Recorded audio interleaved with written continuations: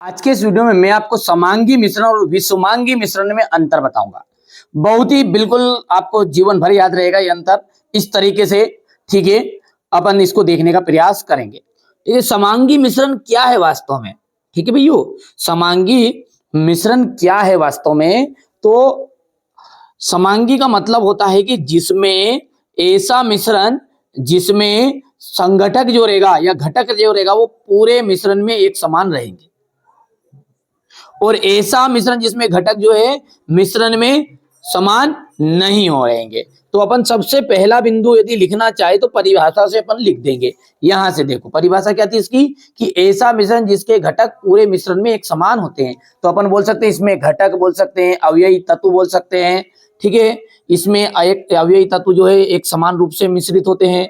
तो इसमें घटक जो होते हैं वो समान रूप से मिश्रित होते हैं। देखो इसमें घटक पूरे मिश्रण में एक समान होता है, तो अपन लिख देंगे इसमें घटक पूरे मिश्रण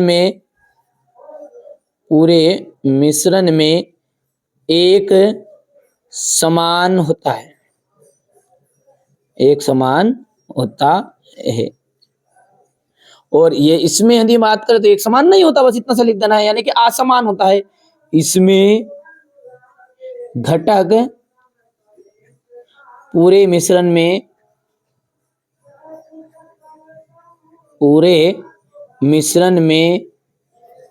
एक समान नहीं होता, यानी कि असमान होता है। ठीक है भैया, दूसरा यदि है कि इसमें जो पृथक तत्व है उन्हें देख सकते हैं, या फिर आप दूसरा बिंदु लिख सकते हैं यहां पर कि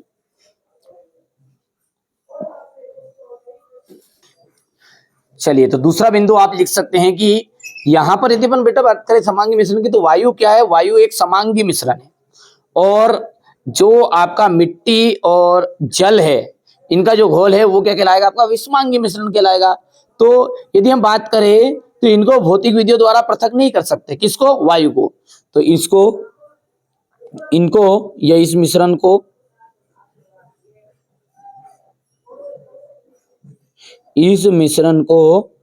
भौतिक,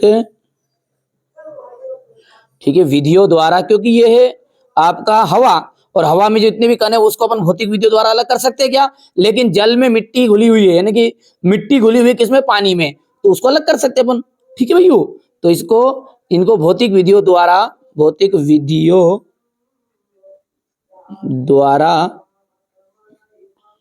पृथक नहीं किया जा सकता, पृथक नहीं किया जा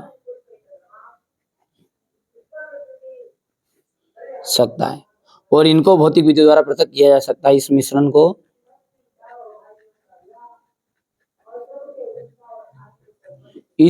को भौतिक विधियों द्वारा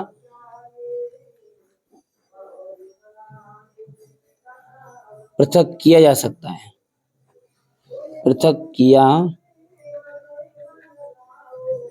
जा,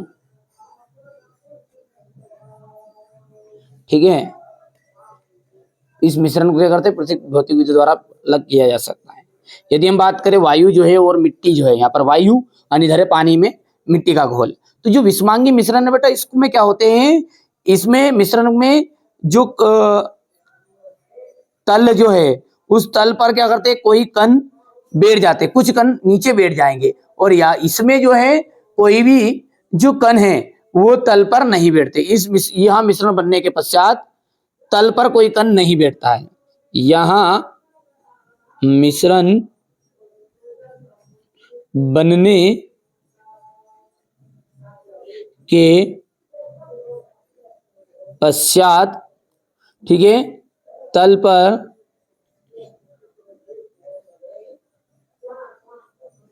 कोई कण नहीं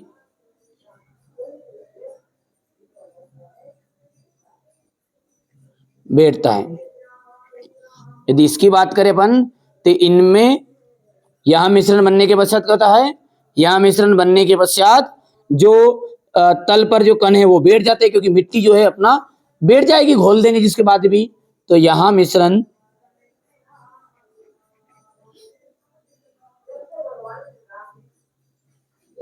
या फिर इनके कुछ मिश्रण, कुछ कुछ पूरे नहीं, इनके कुछ मिश्रण बनने के पश्चात तल पर कुछ कण बैठ जाते हैं।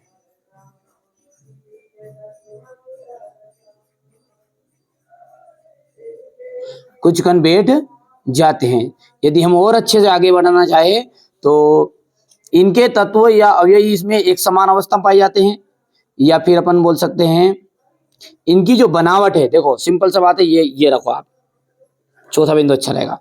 समांगी मिश्रण की जो बनावट है प्रत्येक स्थान पर एक समान रहती है। ठीक है भैया, समांगी जो मिश्रण है उसकी बनावट कैसी होती है, एक समान होती है। तो यहां पर लिख सकते हैं समांगी, समांगी यहां था, मिश्रण की बनावट प्रत्येक स्थान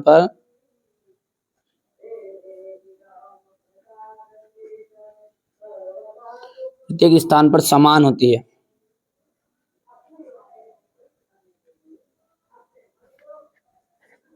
और यहां पर विषमांगी मिश्रण अंश या भौतिक दृष्टि से पृथक होता है।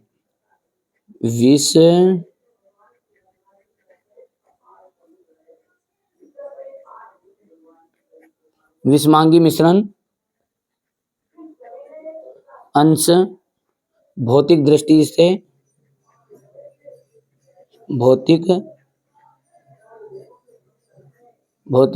से पृथक होता है। ये बिंदु लिख सकते हैं।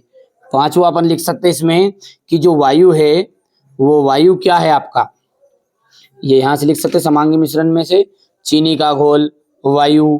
ठीक है, ये क्या है आपका समांगी मिश्रण है, तो चीनी का घोल भी लिख सकते हैं अपन। ठीक है, तो यहाँ पर वायु भी लिख सकते हैं। उदाहरण में वायु क्या है, वायु एक समांगी मिश्रण है, वायु एक समांगी मिश्रण है। और यहां पर अपन लिख सकते हैं इसमें मिट्टी या जल और मिट्टी का घोल।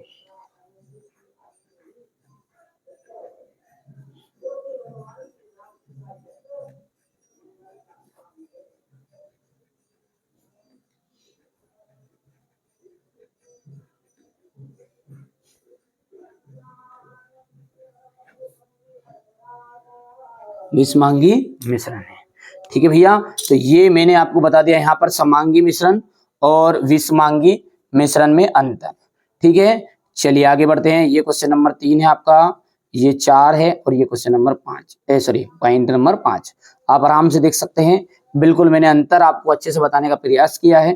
ठीक है, तो सरल सरल पॉइंट बताए हुए थे, बहुत सारे पॉइंट लिखे हुए थे मेरे पास 8-9, तो उनमें से सरल सरल जो लगे मुझे वो बता दिए।